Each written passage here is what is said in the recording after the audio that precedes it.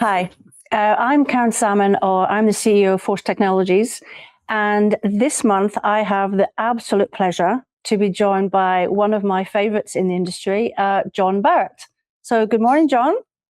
Yeah, good morning. Hello. It is a joy to be here and have a chat. Well, it's actually the opposite way around now, because the last time we met, you were interviewing me at EDS. So the boot, as they say, is on my foot today, Jon. So I get to I'm in speak to you. I'm in trouble now. So maybe for the Force Tech viewers, Jon, you can just quickly explain what you do in the industry. It's very exciting and very worthwhile. So if you just explain to us. Yeah, well, very quickly, my qualifications are in product design.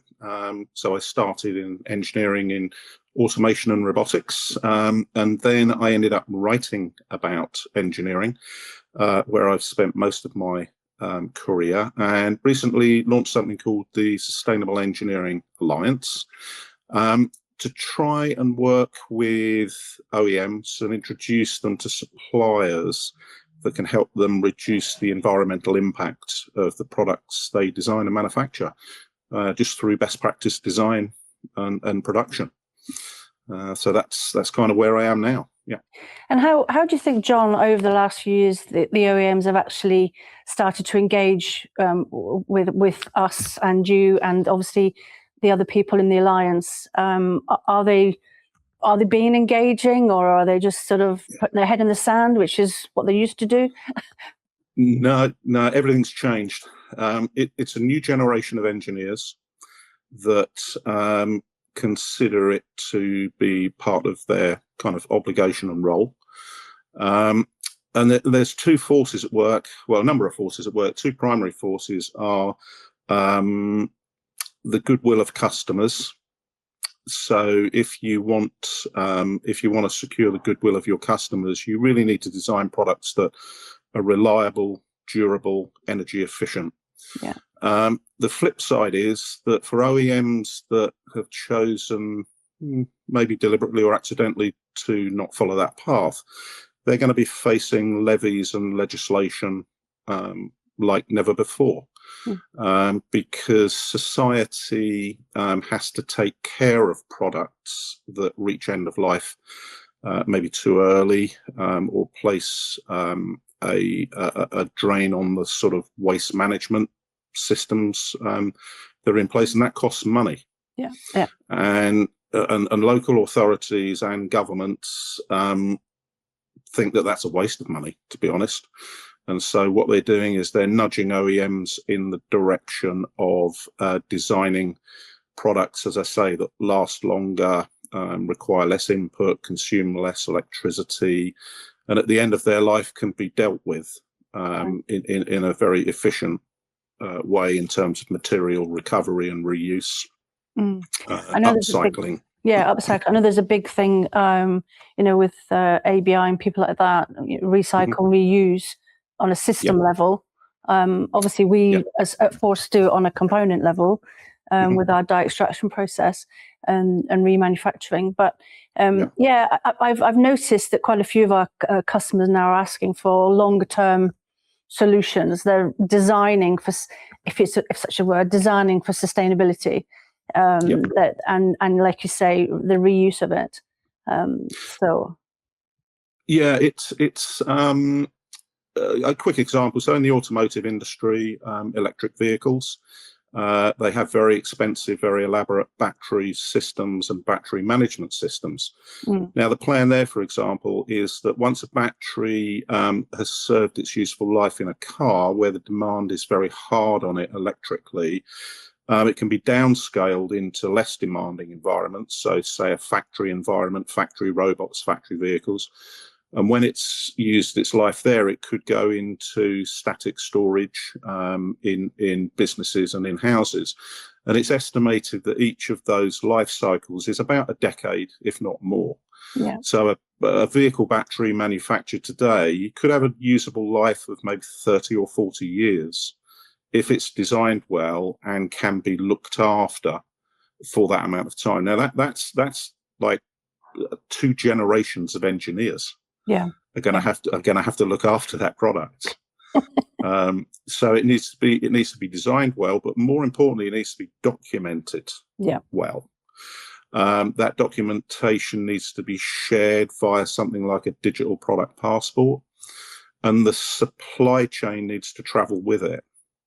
And so when a semiconductor does fail, which it will because they're all man-made objects sort of thing, there needs to be a supply chain in place to deal with that, potentially in 30 years' time.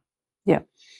All the raw material. Yeah, exactly. So that's where companies like Force and other members of the alliance kick in with their long-term tech management services. Yeah, we've definitely seen an up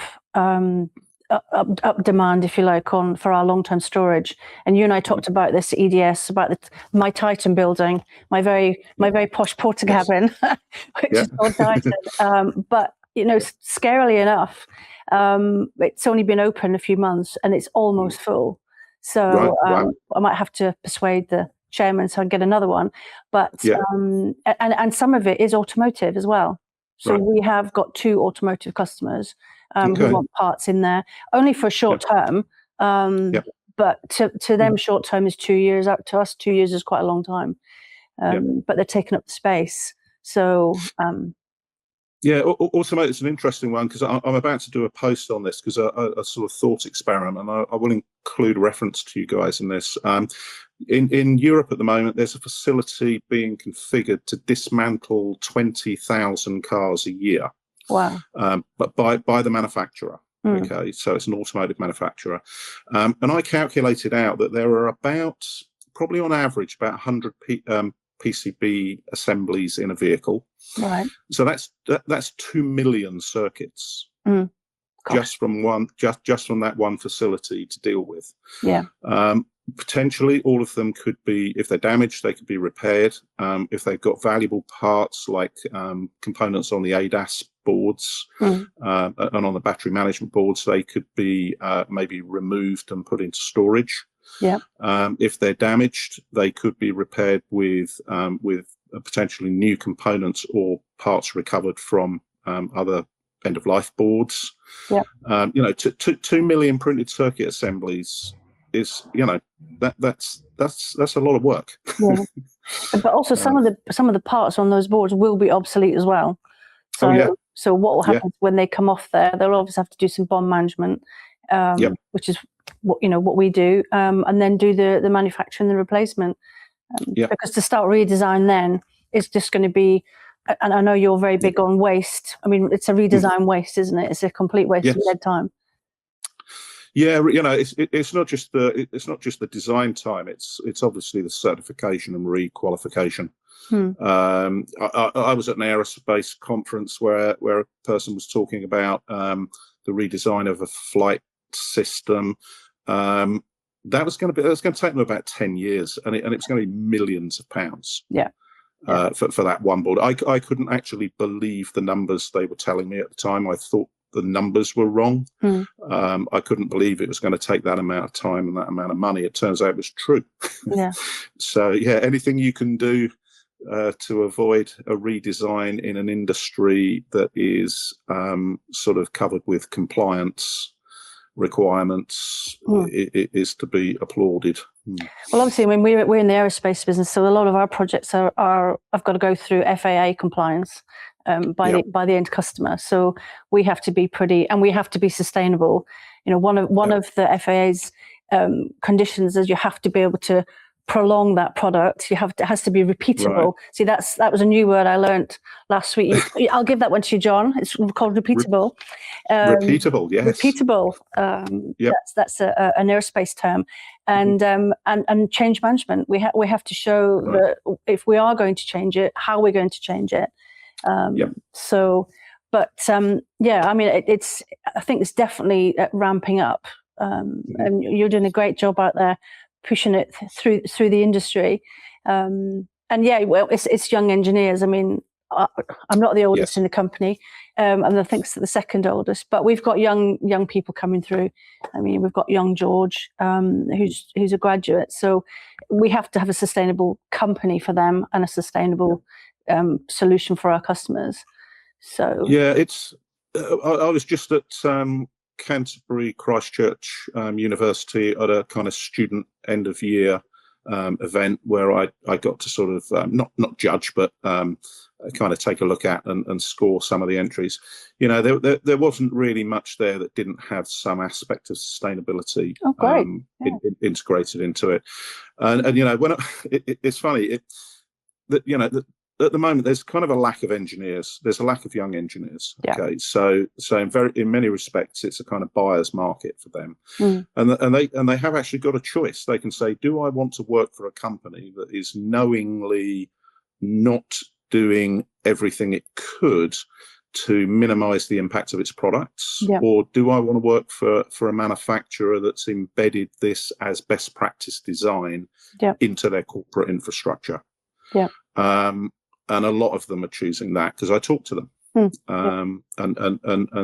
they're enjoying it. And from a company's perspective, this legislative process, you know, I think next year you can't sell a mobile electronic product unless the battery is easily removable.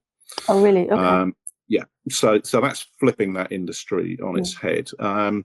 The French have introduced a product reliability and repairability index. Okay. So when you go to buy an electrical appliance, there you know before you've bought it how long it's going to last and how easy it will be to repair.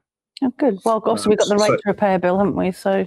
Yeah, right to repair is coming through, and I volunteer at a repair cafe. I was going to say, how's your repair cafe going? Trust me, for a long time, OEMs have thought very little about product disassembly and repair. They've thought an awful lot about product assembly. Yeah. But the problem is optimizing for manufacture is often the opposite of optimizing for disassembly. Okay.